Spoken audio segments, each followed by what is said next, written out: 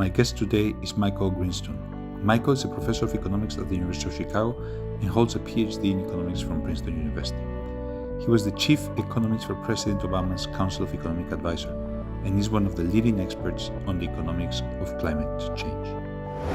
In many aspects, there is no free lunch when we talk about the environment. That I am on the side of the politicians, I guess.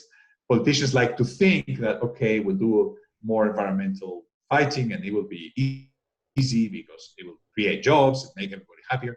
And you've emphasized, look, fighting the environment is important, but at the end of the day, like many things that are important, it's going to cost you. Can you explain us this research and why do you think it actually, as in many other things, there is no free lunch?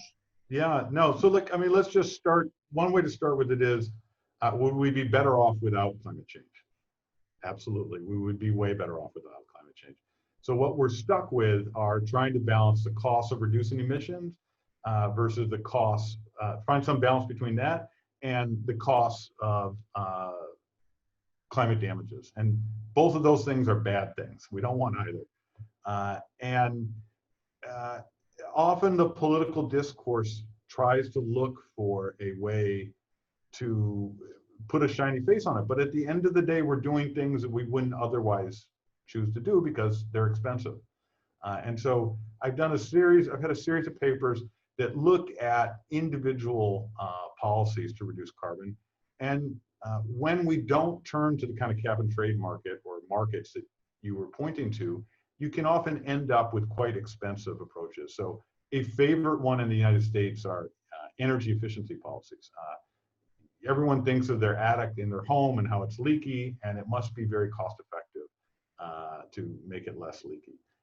I was really intrigued by that question. In fact, people said it all the time when I was in the Obama administration, and they said it so much, I was like, maybe someone should really research this. And so I ran a couple randomized control trials, real experiments where we experimentally induced some people to do this and other people not. And the results were quite shocking. These turn out to be bad investments for the people who do them. They don't save nearly as much money as is projected. And the cost per ton of carbon abated can be a couple $100s. And so that would imply that the costs are, exceed the benefits if you think that the benefits are about $50 a ton. So people, in some sense, were being rational when they weren't doing it.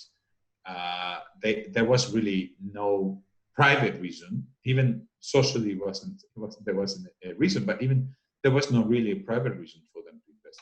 Indeed, people kind of knew what the right thing to do was, and in most cases that was not to engage in additional energy efficiency investments.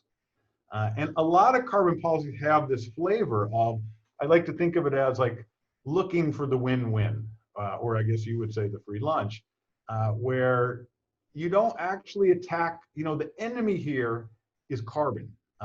The enemy is not like energy efficiency or more efficient cars or renewables per se. And so you have these policies that target those things and you hope that they're gonna get carbon, and they all do get some carbon, but because you haven't come directly at the problem, it's kind of like trying to make a bank shot in billiards. It can be done, but oftentimes you're gonna miss.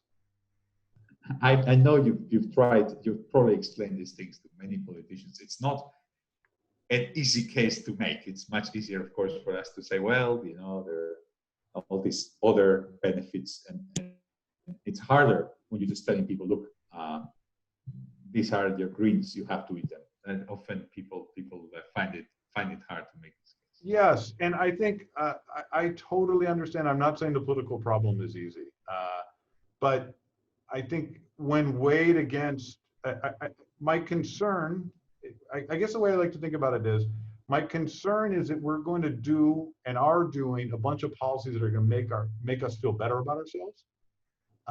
And really maybe a nasty way to say it is, everyone is poised to benefit except the planet. The people feel good because they've supported a policy that sounds good. The politicians feel good because the people are happy. Some resources get spent, and the main loser in all of this is the planet, who doesn't get the carbon reduction that we're aiming for. And let's just come back to your EU cap and trade. So in some of my energy efficiency work, it looks like it costs about, let's say, approximately $250 per ton of beta.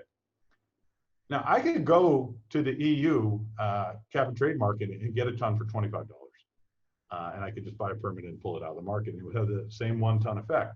So I agree the political problem is hard, but I turn to you and ask, is it so hard that we are buying 1 for the price of 10?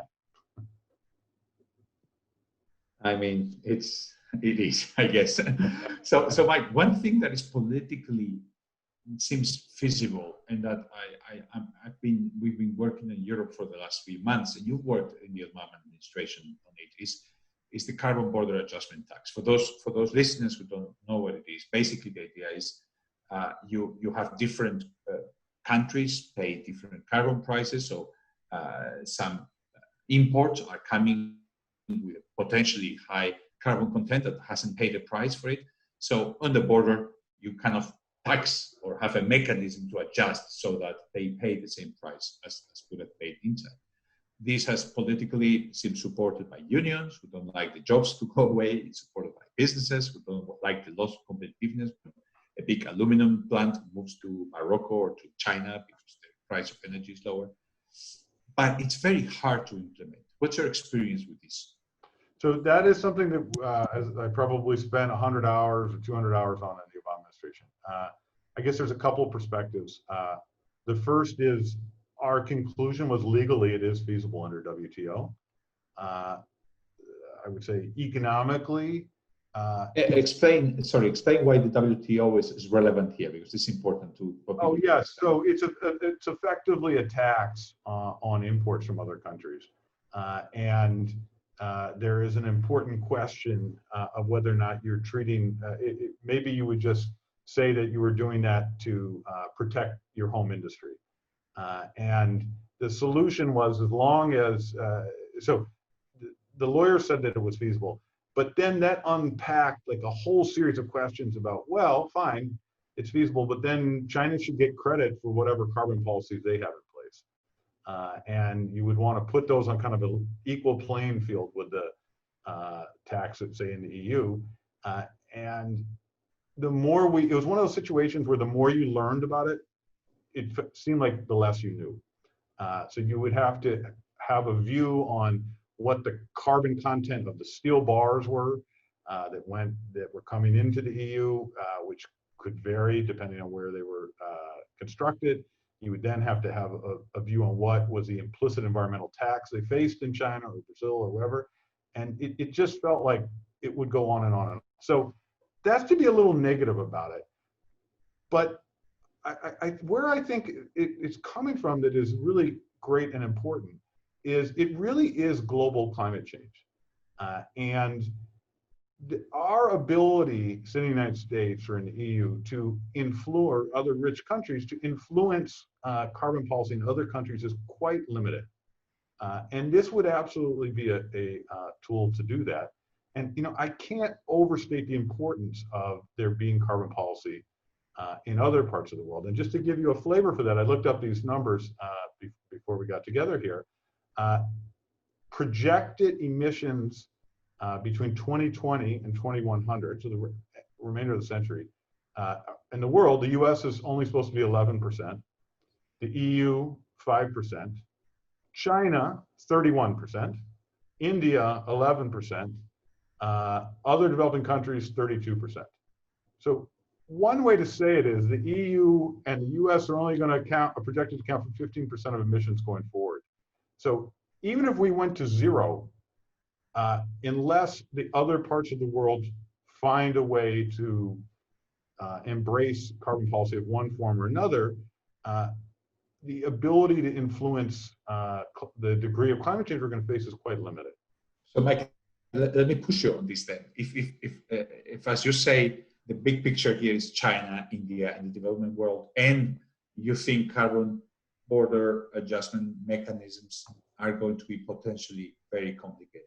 How do we get these countries care about different things, who are at different stages of development, to do their part in this fight? Yeah, so border tariff adjustments is definitely one tool. I don't think it's the only tool. And let me be clear. I think people should just find a way to make it work. Just because it's complicated doesn't mean it should be done.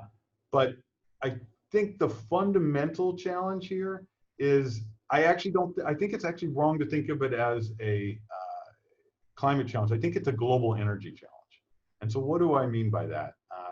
I see the global energy challenge as every country, every society has to find a way to trade off between what I see as three goals. The first is how to have inexpensive and reliable sources of energy. That drives everything. People are desperate for it. It provides living standards that you and I are quite accustomed to. So that's like goal one, first leg of the stool. Second leg of the stool is how to avoid having disruptive climate change while doing that. And the problem is that the energy sources that can produce inexpensive and reliable energy tend to be fossil fuels around the world, and that they all have carbon emissions. And then the third leg of the stool is local air pollution, which also comes from the same fossil fuels. And so different societies are going to view that problem very differently. I think in wealthy countries and wealthy parts of the world, people are going to be much more focused on the risks of climate change in the future. But if you're in India today, like I do a lot of work in the state of Bihar, per capita electricity consumption in the state of Bihar is like 250 kilowatt hours per person per year. In the United States, it's 13,000. So they're off by factor 50 or so. They're not going to be focused on climate change. They're focused on energy today. And so just winding back to your question, I think it's going to be super important to invest in technologies that reduce the cost of low carbon energy sources. That's something that we can do. I think an underappreciated area is trying to invest in policy innovation in developing countries. I think there's a lot of developing countries who would like to have cleaner environments and don't have like the tools on the shelf. And I think there's room for lots of experimentation that would produce win-win situations for that.